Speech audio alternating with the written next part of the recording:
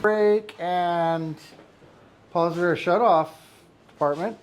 So this is where they anything with a flapper, basically, this is what they make in here. So that's where we build our exhaust brakes. You can see the valves are here, right? They're just missing the flapper. Whoa. Right? Actuators, yeah. The exhaust brakes are really neat that you guys offer, that it uses the same actuator the turbo does, so it's a plug-and-play operation. Yeah, for the 6.7s only, yeah, for sure. Pardon me? A buddy of mine has one of the actuator iron horn kit with the exhaust brake, and it works really good. So no, they work real well. So if you go with an iron horn, I was always under the assumption that when you got the iron horn kit, it's because you were ditching the VGT and ditching the exhaust brake, and when you went iron horn, no exhaust brake. Correct. So, you lose your VGT. Yeah. So from what I understand is this is the solution. Yes. So we have an exhaust brake that uses the 4-inch flapper. There's not supposed to be a flapper in here, but it's not in here right now. And then we put the actuator on top of it, and the actuator actually plugs into right where the factory turbo actuator was. So basically you give a plug-and-play solution to the VGT problem that all the 6.7 Dodges had. Yeah, exactly. So anybody that gets rid of the VGT and goes with an iron horn can still get an exhaust brake for it. And it's pretty well priced too, because we use the actuator and stuff, you don't have to have the air compressor and all this stuff that you used to have for the exhaust brakes. So it's got a good price point on it too. There's no screwing around adding a totally separate system. You buy this, it's plug and play, you still have your exhaust brake, no more VGT, fixes that issue that literally all the trucks have. Yeah. Yeah, because the whole time I thought that once you get rid of it, it's gone. You don't have it anymore. So, you know. We use our electronic exhaust brake. It actually uses the factory button and everything on the dash. Like everything's just like it was. Yeah. Yeah. And even Awesome. should it fail, it defaults open, but your turbo's not affected as well because That's right. it's still off. So theoretically, if you had the factory turbo set up on your truck and you got rid of your VGT, you got rid of your manifold, and you wanted to do something like a second gen swap, Yeah. you could use this in the system with the high mount, center mount turbo. You'd have to low mount the brake no. for space purposes, but yeah, totally works. Yeah, the You brake can use just it- goes down in the exhaust. You can right? use it in So- compounds as well too. And we have 4-inch and 5-inch flanges. So, yeah, you can use it in compounds. I got one right next door here. I'll show you after. Where's the compounds? Yeah, where's the compounds, Chris?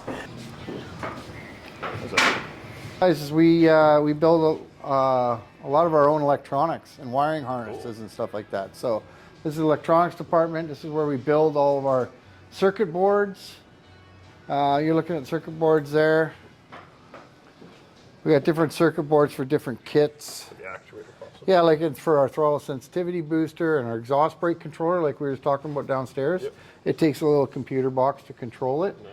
We build all that in-house here. So, I would have never guessed. and then we can test them all with the test equipment to make sure they're all working properly. But yeah, so we actually build these from a bare circuit, right? We buy just the boards, and then the machine over here will take and put all the different,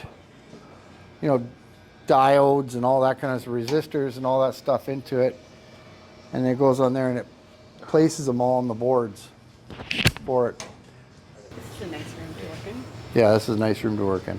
Like it's like right in the middle. It has got windows on each side. Spy on everyone. Yeah, it's a great spot.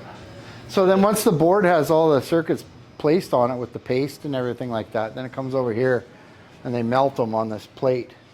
It melts all the solder and builds the circuit board. So if you wanted to, you could put a pizza pop on there. You could. They probably have. My name is Flash. We have our wiring department. So this is where they build the wiring harnesses for all the different kits. We have so many different kits that take wiring harnesses, and we don't farm it out. We got templates of what they should look like, like the harness. This is for a positive air shutoff for a ISX, big Cummins, Oh boy. That's what it would look like. So that's all the different harnesses. And loom. These guys are on their lunch break. Yes, we are. So these are all different work orders. So this is a harness for a high idle kit for a Dodge. Yeah. Right? So it'll be this harness that they just built, plus a module to control it, right? Split her out. Yeah. And it just plugs into the throttle pedal. Yeah. So, yeah. No. You guys, what? We found No? the compounds. You guys talk through this? What the frick? What'd you do, Johnny? There's your compounds. See, this is what we miss. Yeah, I know you Can you do. make a missing poster out of this?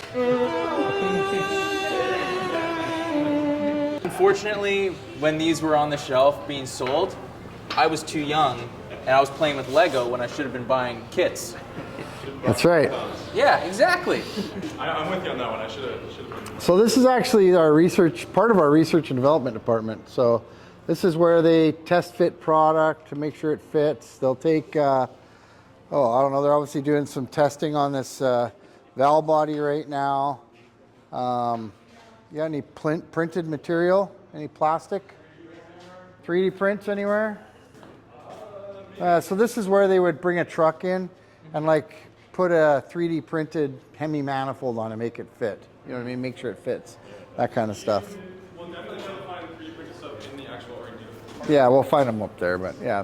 Friend of mine This is actually where they, Oh, sorry, go ahead. go ahead. A friend of mine actually bought the old BD race truck. Oh yeah, It was the 06? Yeah. That was mine. Yeah, oh, really? Yeah. Small world. Yeah, it's down in Spokane, Washington. Yeah, I know the truck, yeah. It's my 2011. Right now we're doing some research on the cam. It's got a weird knock to it, so we're trying to figure out what the knock is. But well, we're trying to figure out what the knock is, so Cylinder delete, you did compression test. everything's been done to it. It's been to a couple machine shops. Looks like it might have walked. Oh really? It looked like I could turn it over, but the keyway right here, Yeah. the keyway is like jammed up against this side and loose on the bottom side. So I'm wondering if it's when it's rotating over, the crank's going like this. Maybe that's and then it. It's like dunk, dunk, dunk, dunk over and over again. Good, let's try it. So. Maybe hard. I got a light over here. So this is your bag and wagon. Yeah. I So it created a knock at the Dirty Diesel race in Kelowna last year, It's really hard to see. and we're trying to figure it out. I don't think it's that much. But it drives totally fine. It just makes noise. I So had a P-pump engine. yeah, and it's held up nice. It's got 360,000 K on it. And the turbos are the same, the original ones that you put on? They're not the original for truck, but the original compounds you put on there? Pretty much, other than the one turbocharger we changed once.